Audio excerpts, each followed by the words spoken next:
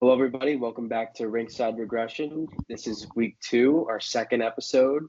And before we get started, we have a lot to talk about today as the trade deadline happened to come a few weeks early this season.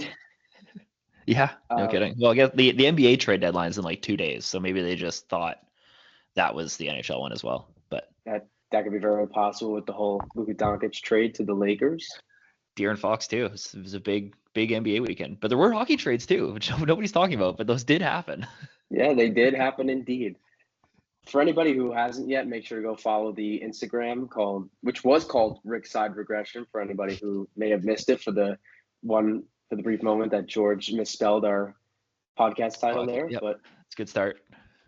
make sure to go follow us on Apple, on Spotify, and also subscribe to the YouTube channel.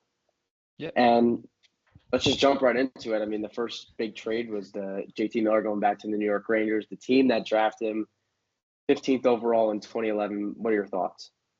Well, first of all, I mean, we made the joke last week about how these two teams were going to make a trade with each other, and it was going to be kind of just a weird like player swap for JT Miller. And I mean, this was the rumored destination pretty much all year, right? Like this really wasn't a surprise to anybody. Obviously, there was, the ramblings of a couple other teams maybe being kicking the tires on Pedersen or Miller, but I think the end destination was always going to be JT Miller to the Rangers. It just seemed like it was meant to be. And I don't hate I don't think the Rangers gave up very much in this package. I mean, it's Hedel in a mid first round pick in a bad draft, right? Like that's not an insane package to give up for a guy who hit over 100 points last year. The big concern, obviously, with the Rangers is the Miller contract term, and just the fact that like a lot of their core is already over 30, so they're really kind of locking themselves into the next like 2 or 3 years being the window, and I don't know how they get out of that uh, after that. Like I don't know what the move is, two summers from now, where New York has a bunch of guys and 33, 34 years old, and they need to kind of retool the roster. I don't know how they manage that. Maybe the cap going up, which we'll talk about in a bit, helps. But overall, like I think the Rangers right now definitely did very well here. They didn't really have to give up a ton to get a pretty big impact player, especially for an offense that's been pretty hot or cold all season. I actually I still believe in Eric Brandstrom. I think there's still something there to get out of him. I think based on what they did with Gustafson last year, I think he's an interesting player. For me, obviously, I don't think he gets the same kind of look that Gustafson did last year in New York, but they seem to be able to use kind of these undervalued like offensive defensemen. So maybe they can get something out of Brandstrom. Overall, I think the Rangers won for now. If Filipino can really become a top six center, then Vancouver did pretty well as well. But overall, I don't think it's a terrible trade for the Rangers. I have concerns, 2 years from now, but obviously this team's in win now mode. So All great points there. I think you had sent me a post the other day that right after the trade was completed, that the Rangers' oldest defenseman is Will Borgen at 28 years old, and yeah, the majority of the Rangers' top 6 forwards outside of Alexi Lafreniere are all 30 plus, which is a really interesting team dynamic they have built yeah, now. Filipino is definitely going to be missed in New York. He was having a solid season. He's always been riddled by those concussions, unfortunately. He is yeah, a guy, a quick strike player that can attack in transition, something that the Rangers have lacked. Although they are a good rush team, they aren't the fastest, with guys like Chris Kreider slowing down now, unfortunately. So losing that speed in the middle six is definitely not helpful. But JT Miller is just a gamer, man. Like watching him play these first 2 games in New York on the power play unit, he's just a guy who loves to get involved in the cycle, and he is constantly moving on the ice. He does not sit still or stand in one spot. He's an extremely hard worker. He brings a great attitude to the locker room, and this is a good addition for the Rangers now, like you said. Also helps that 2025 first round pick is top 13 protected, which was actually flipped by Vancouver immediately not too long after, which we'll get into shortly. But overall, yeah, pretty good trade for the Rangers here, and Vancouver does decent. Filipino scored in his first game last night, which was nice to see as well. yeah, So not yeah. I mean, terrible. Heedle's going to get he'll get a lot more opportunity in Vancouver, there's a lot more opportunity to slide into that top 6 in Vancouver. And I mean, he's already playing on the second line. So he's going to get a lot more looks than he was in New York, which I think is just kind of a problem for the Rangers young forwards in general. I mean, Kaapo Kakko was going through the same thing earlier in the season, but it's just kind of funny how like the Rangers went into this season with kind of this young line who everybody was excited to see take a big step, and the only piece left of it is Alexei Lafreniere. So we'll see what happens with him. I mean, I can't see them moving him at any point in the next couple of years, but if an offer comes around, right? I mean, anything. I think this last week shown us that anything is possible, really. So, Right. Who knows? But it's very interesting that they've kind of completely moved off this young kind of core they were building, at least offensively.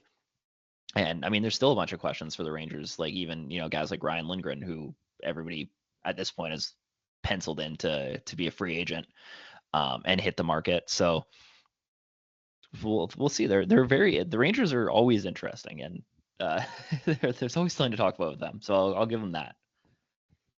I think it's really interesting too when you have a line like Chytil, Kakko, and Lafreniere who looked stellar in their first ever playoff appearance back in 2022. Mm-hmm. And I saw a tweet that was like, all 31 teams would have immediately bumped this lineup to top 6 minutes, power play, etc. The whole works. And just to see the Rangers continue to shelter those guys was really frustrating, I think, for a lot of the fans.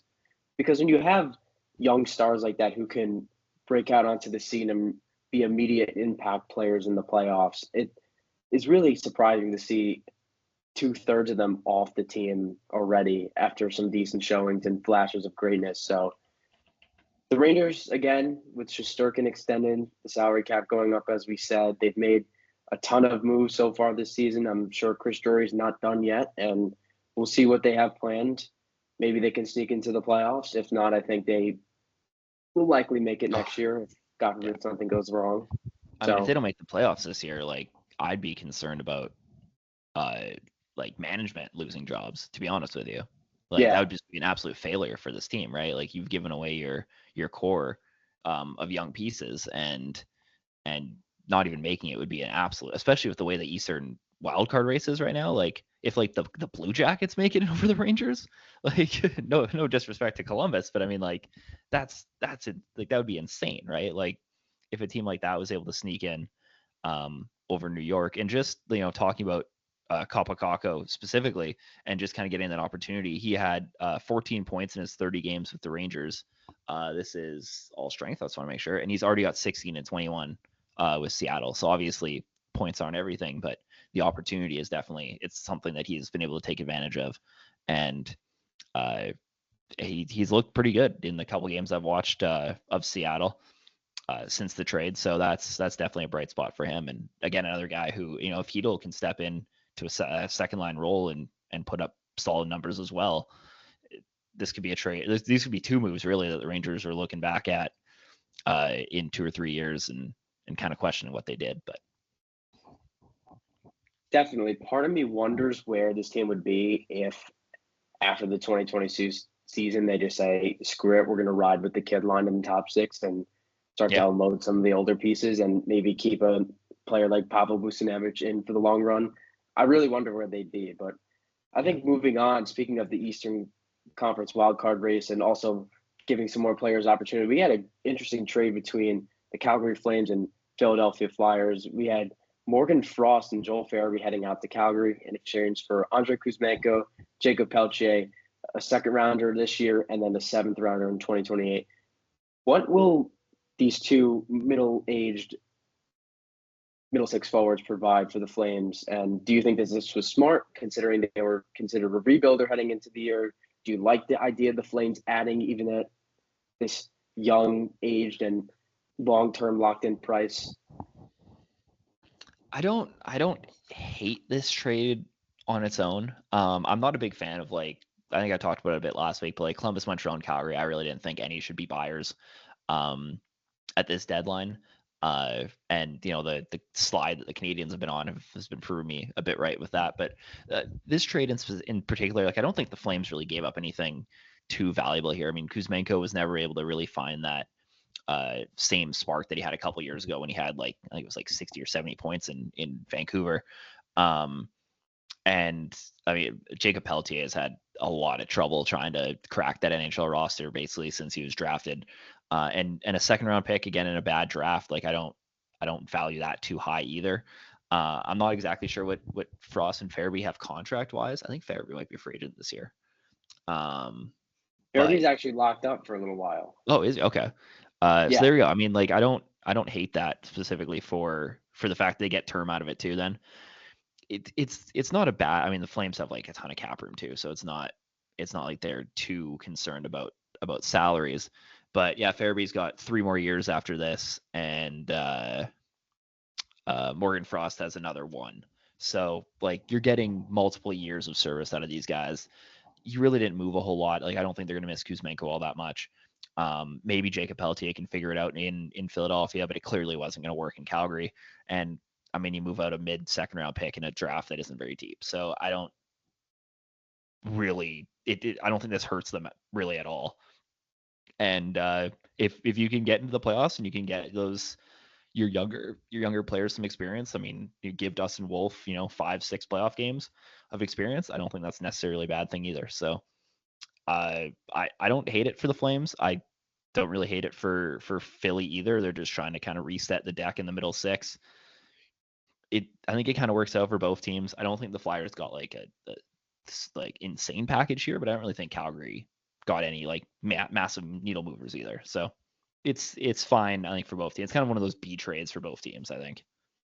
I think this also goes a little deeper into the concept of, I think we're starting to see a shift in mid-season NHL trades where teams are starting to acquire these players that have that year or two left on their deal as well. I think we're shifting away from the pure rental aspect of the trade deadline. I think we're starting to see teams go out, and JT Miller, for example, has another 4 years left on his deal. Frost, you said 1 year. Farabee, 3 years. So these teams are making trades for players that won't just be impactful for the last 20 games of the regular season and whatever's left in the playoffs, but they're also getting guys who are going to be like big scorers down the line as well, which is really impressive. So I really like this trade for Calgary because Morgan Frost is a exceptional talent. He's very skilled and has shown flashes of being a good second line middle 6 forward. And Joel Farabee was pretty high up in even strength points last season amongst the NHL. And maybe with the change of scenery, these guys can provide a little more outside of John Tortorella's system because sometimes players tend to struggle offensively, of course. But yeah, not bad for the Flames. If they sneak into the playoffs, great. Dustin Wolf is a phenomenal goaltender. And I think it's all about perspective too, right? Like a team Calgary not expected to do well this season. If they find a way to slip into a wild card spot, nobody in that fan base or management is going to be complaining too much, I don't think.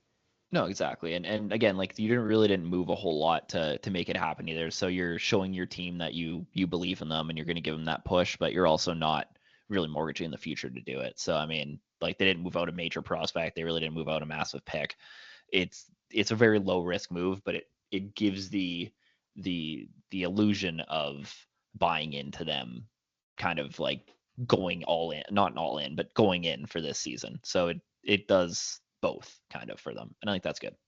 Absolutely, yeah. And I think it's more about, like you said, is giving the illusion. It's keeping everyone content. Okay, the Flames have a good record.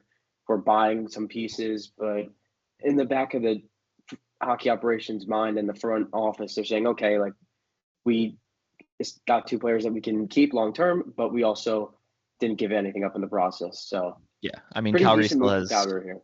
The Flames still have 2 first-round picks this year and Colorado second, and 2 first-round picks next year and a second. So like, they're pretty pick rich. This was an extra pick they could just kind of move off of and not feel too bad about.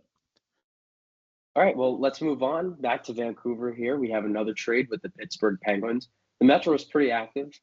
So Vancouver went out and flipped that first-round pick that they got in the JT Miller trade and also packaged Dan Hyden, Vincent Descharnais, Melvin Frenstrom for Marcus Pettersson and Drew O'Connor. Pittsburgh was rumored to be having a fire sale, but Kyle Dubas sort of shut those rumors down pretty quickly. However, Pedersen and O'Connor have been moved off the team. These are two names that have been circling around the league for the past few months. Pedersen is your classic, solid, stay-at-home guy, but can also chip in offensively a little bit. Drew O'Connor, just a solid bottom six, gritty winger. What are your thoughts? Yeah, like I'm a little confused as to what the plan is in Vancouver.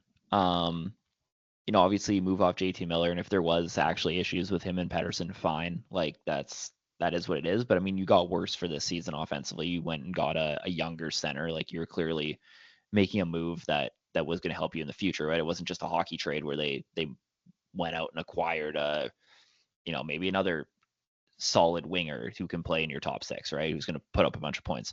So that like the Miller trade kind of showed me that they were willing to kind of punt on this season and try again next year, basically. And then they go trade part of that asset and what was essentially a three-way deal, and you go get yourself a rental in Marcus Pedersen. So I like Marcus Pedersen. I think he'll fit decently well in what Vancouver's blue line needed. I think he adds something that the Canucks blue line desperately needed, which is a good puck moving defenseman outside of Quinn Hughes. But I don't know what the end game is here for the Canucks. Are they back in the let's just make the playoffs so we can soak another 2 playoff games of revenue out of the fans? Is that the mindset again? Because this team seems to be in a bit of purgatory right now, and maybe there's something else down the pipe, but they're just kind of in a very confusing spot for me. And like I don't hate the trade on its surface. Like I think they did good value wise, but it's just kind of a weird back-to-back trades for this team to make. It's kind of indicating 2 different directions. This almost reminds me of when the Canucks went out and traded for Filip Hronek out of nowhere and gave up that first-round pick a couple years ago. Now, I know Pedersen has his deal expiring this summer, and Hronek was more of a long-term, as of course he's still on the roster. But do you think this is a scenario where Pedersen will be extended and play multiple years in Vancouver? Because he desperately helps this blue line. They were in shambles outside of their top pair. They really didn't have much. They had a second pair of Carson Soucy and Tyler Myers, which was not doing them very well. So do you see Pedersen as a long-term fit here in Vancouver? Do you think that this is more of a rental? And how do you think keeping or losing Pedersen will sort of shape the franchise for the upcoming years now with all the rumors about Elias Pettersson potentially being traded and Quinn Hughes wanting out if the team looks to head in a rebuild direction? Well, like that's the thing. Like I think obviously the plan is to re-sign Pettersson. I don't think they make this move just to not try to re-sign him. But if you look at kind of the landscape of their blue line right now, you have ish mil tied up in Hughes and Hronek, and Pettersson's getting 4 now. Like he's going to want to raise on that. So you're looking at probably 5.5 ish. Like that's a good amount of money. That's like over 21 mil tied up in like is Quinn Hughes, Filip Hronek, and Marcus Pettersson a good enough top 3 defensemen to get you to a Stanley Cup for the next 3 years? Maybe I don't like Quinn Hughes sure is, but like I'd have concerns. I'd have concerns about the other 2 being your 2 and 3, and obviously they have Tyler Myers locked up at 3 mil for 2 more years after this as well. So especially based on the state of their offense, and I don't know if I'd be committing that kind of cash to the blue line, but I mean, Marcus said like he's a fine 3-4 kind of guy. I just don't know if that's enough. Like that's a lot of money to be tied up in guys that probably should be playing like 1 slot lower on this depth chart if you're talking about like a true like contending team. Like I think I'd feel a lot better if Filip Hronek was like the 3 and you had another guy similar to him, and then Pettersson was your 4, if that makes sense.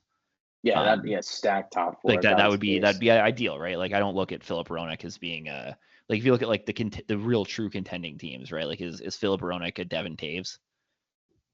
Is he a Pietrangelo or Theodore, depending on who you thought the 2 was there? Like no, I don't think so anyway. So it obviously you don't have to have that, but I don't think this offense is dynamic enough to be a contending offense. And it's an interesting place to be. Obviously, I think they would want to re-sign him, obviously, but I have a bit of concerns, kind of what the long-term plan is in Vancouver on the blue line. And we can go down a whole rabbit hole with the Canucks with some of the recent reports that have come out. Brock Besser, too, has been another name rumored to potentially be out as soon as next season. And it's just crazy to think about what this team could look like in the next year or two if they end up moving on from guys like Elias Pettersson and Brock Besser. I can't believe that this came down the way it did for Vancouver because things were looking marvelous last season, making the playoffs. I mean, granted, they had some crazy shooting luck, but they had a nice little core built up, and all of a sudden it all came crashing down this season, which was unfortunate to see. From what we know from quotes like players from Nikita Zadorov, Vancouver was a very energetic city, and it's unfortunate to see that their team can't put it together here. Yeah. So just looking at it right now, even strength, goals for per 60. Where do you think Vancouver ranks this year? I'm going to say in the 20 to 25 range. 21st. Okay, so I was right. And that's 51 games with JT Miller? Yeah, just about.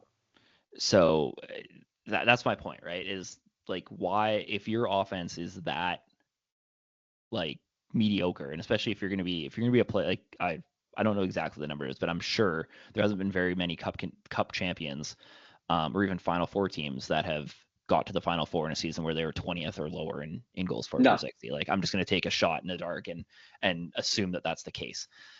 So you move out JT Miller, you bring in Filipino, who's fine, but he's not a JT Miller offensively.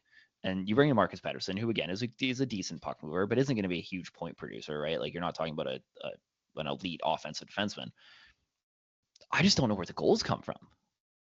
Like, that's my biggest concern here, and especially if you do lock up Pettersson to a $5.5-6 million deal, which I don't think is out of the question based on the way the market's going to be, and especially with the cap going up, right? Like, I just don't know where you get the scoring on this team, and that's my biggest concern, because I mean, Vancouver for a while has always had a really strong bottom six offensively, and they've kind of moved away from that in the last year, just because there was a lot of pushback after the playoffs last year, where it was like, well, that bottom six isn't gritty enough, so they moved off a bunch of guys who could provide that secondary scoring, and I feel like they've kind of lost that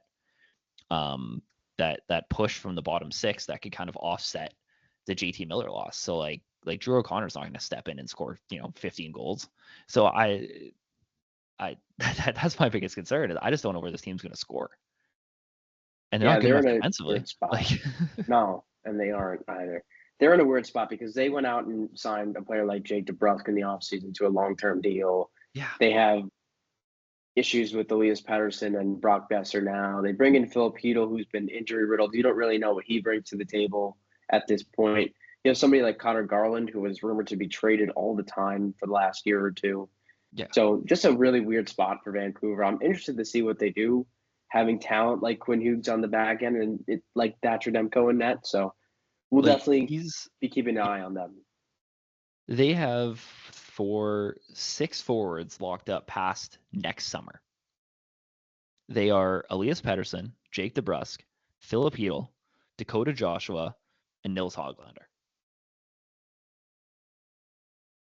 Doesn't scream cup contender to me. Like, you have one high-end offensive player on that list, and then Nils Hoglander, who might one day become a high-end offensive player. It was looking good last season, and then all of a sudden, I hope somebody picks him up at the deadline, to be honest with you. There's been rumors about him being moved as well.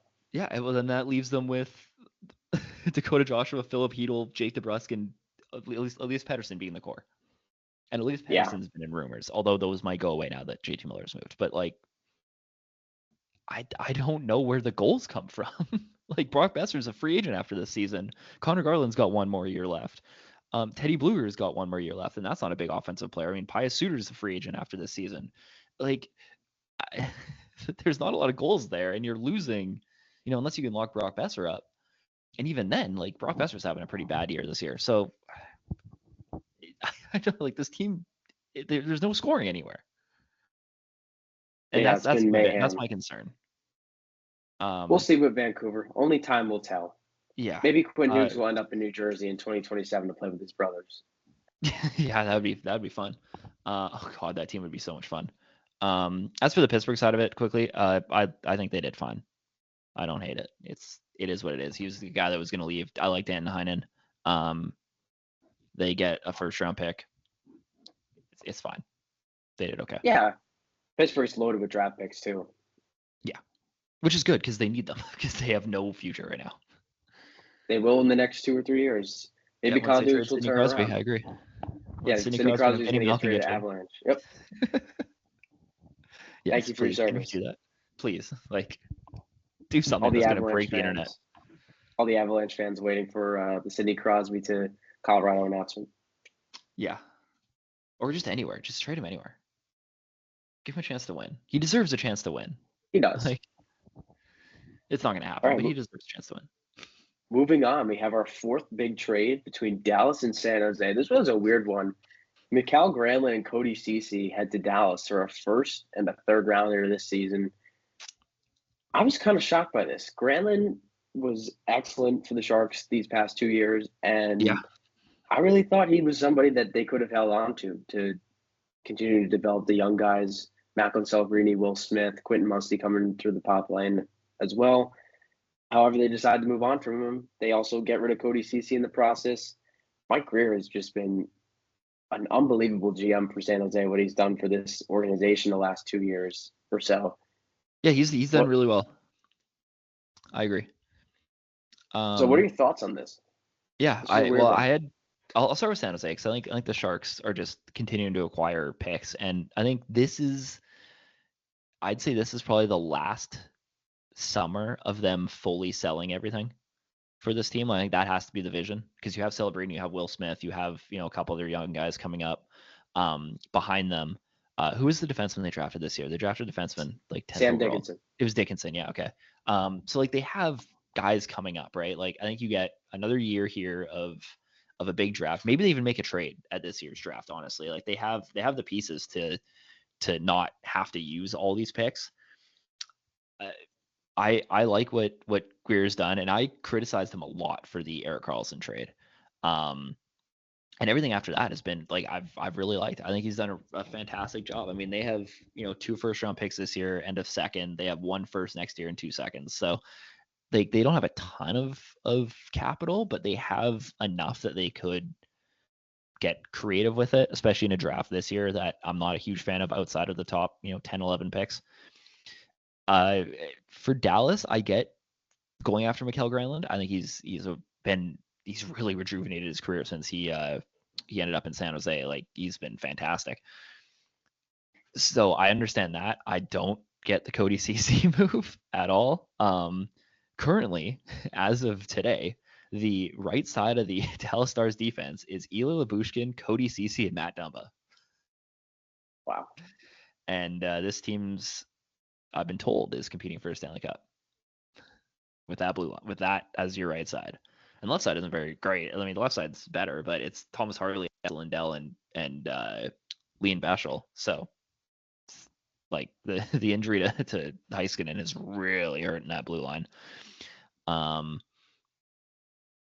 I think Dallas's offense definitely got a boost here. For sure.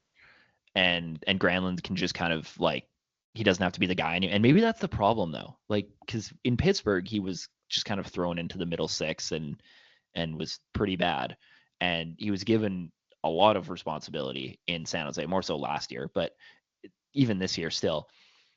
So maybe he's a player that isn't supposed to kind of fit into that middle six role. So we're going to find out because he's not going to be, number 1 power play, number 1 everything, first line playing 20 minutes a night. And we'll see if his numbers drop down again. I don't think they will. I think Dallas is a better ecosystem than Pittsburgh was at the time. But I think that's an interesting thing to kind of watch in the next like 30 or so games is just see if Granlund's numbers dip again when he's not given that number 1 spot. That's just kind of the one caveat I have. I don't understand Cody Ceci getting thrown in here. Maybe that was like, I can't imagine that it was the Sharks trying to move off Cody Ceci. like super aggressively. So I don't understand that, but I like the Granlund fit, and a first round pick seems reasonable for his services. So that's fine, I guess. But the Cody Ceci thing doesn't really make a lot of sense to me. And I think you're completely right about the Granlund excelling in elevated minutes and opportunity. I think he definitely is going to see a bit of regression playing in a more sheltered role in Dallas, but like you said, a better fit than Pittsburgh for sure, in my opinion. Also, with Tyler Sagan out for the rest of the season too, I think having a guy like Granlund to bolster that top line or top nine rather, and Yeah. just seeing Dallas be able to being a team that can roll those 3-4 lines and every night and punish you like that, I think that'll be huge as well. Like how valuable do you think the Sharks like saw Timothy Liljegren in their lineup? I would say pretty valuable if they're willing to move on from Cody Ceci and have him keep playing. I just don't know if Dallas would have asked, because they were the ones who went out and threw a bunch of money at Ilya Lyubushkin and Matt Dumba, right? Like I just don't think they wanted that type of player. It's possible they asked Yeah, for but I think Timothy Liljegren would have been the right shot defenseman that I would have went after. Like, and he's got another year left, right? I mean, obviously at $3 million, but you probably could have tossed in an extra like 6th round pick for San Jose to eat part of that. Actually, I don't think they can eat any salary. I think it just came down to Dallas wanting a player like No, they Cody can't. They already have Ceci. 3 retained. I'm sorry, the Sharks can't retain, but they could have got another team. Yeah, I think it was more the Dallas wanted. I don't know. I think Dallas wanted CC, which concerns me, but who knows? Maybe he'll look great in Dallas. You never know. And hopefully, I mean, Jason Robertson's gotten it together. He's been pretty good as of late. So Yeah. maybe Dallas is back in that contention, and hopefully this core can grab a cup. I mean, they have a really interesting dynamic of veteran and youth here. So they've been Yeah. close. They've been on the brink the past few years. It'd be nice to see them get one. Yeah. I really wanted to see Pavelski win a cup, so I think my fan support for the Stars kind of dropped slightly after Pavelski retired, but there's still a lot of players on this team I really like. But I mean, I was a huge rooter for the Stars in the last couple of years just because of Pavelski. But yeah, I mean, there's definitely some players on you, like Matthew Shane winning a cup would be cool.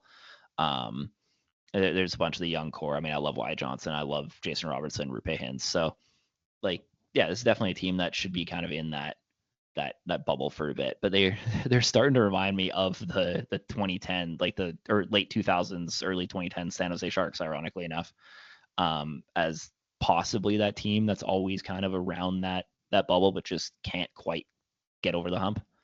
But we'll see. Maybe they'll prove me wrong. But they keep adding San Jose Sharks players, so the shoe fits, I guess. Yes, it does indeed. Moving on, we have a few waiver and signings. Brandon Saad gets his contract terminated from St. Louis and ends up going to Vegas. He made his debut last night against the Rangers.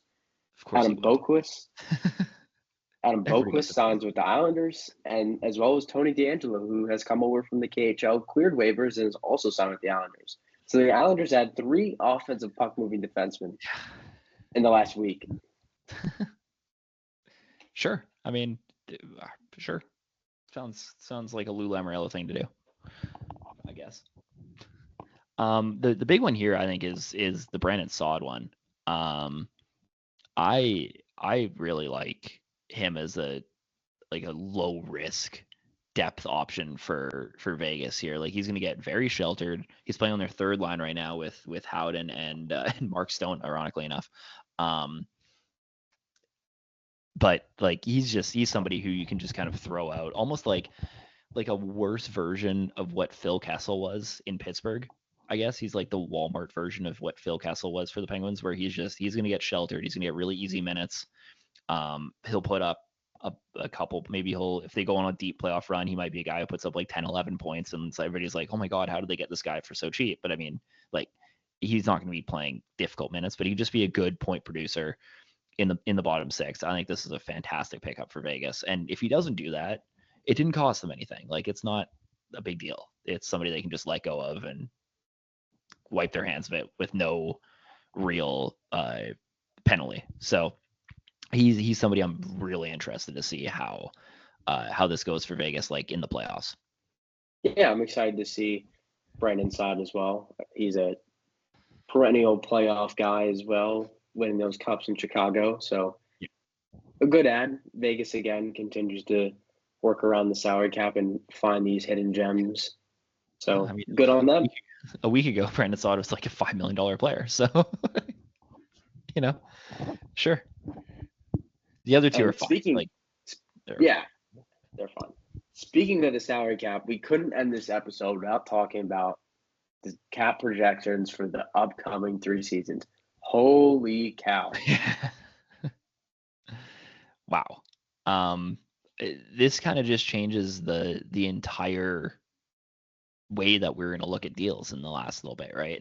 And I don't think, and this is going to be the thing, right? It's a lot of people are going to hindsight bias bad contracts that have been handed out, right? They're going to look at it and say, I can't think of any like let's say like the Chandler Stevenson contract last summer, right? People are going to look at it in 3 years and be like, well, it's a significantly less percentage of the cap if these projections are right, and barring another global pandemic, they should be right.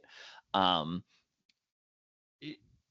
People are going to like hindsight bias those and see like that contract wasn't that bad, and that's a very dangerous way to judge these contracts because they weren't signed in a world where these numbers were like publicly put out as like almost like pseudo facts, basically, where they're like almost real, right? Like obviously teams have like hypothesis of what the cap's going to look like in 4 or 5 years, but until the NHL comes out with an official statement like this, it's you don't know, right? And this is the hole that the Leafs got themselves into, and they handed out all the money to everybody, right? They're like, oh, well, the cap's going to go up for sure. It's gonna go up, and we're going to look like geniuses, and then it didn't, right? And obviously that was a once in a lifetime reasoning for it, but the point is, I don't like if a GM signs one of these bad contracts and 2 years later it looks better because the cap went up $20 million. That doesn't make that person a good GM. That means they got lucky. It means the league's doing well, right? So you're and on the flip side, I mean, you look at contracts that have been handed out that we think are good already. I mean, like the Jack Hughes contract is going to be insane in like a year, right? Like, so handing out good contracts is always going to benefit you. Um, and if you're a GM that handed out bad contracts and get bailed out because the salary cap shoots up, that can't that still has to be a negative on your resume, right? Like, don't people can't hindsight bias these deals. Um, Once they get the cap figures. I think that's the biggest thing that I took out of this. Obviously, the NHL is doing really well, and that's good. Them moving to more of a TV centric revenue stream rather than ticket centric revenue stream is also really good. That's a sign of a really healthy league.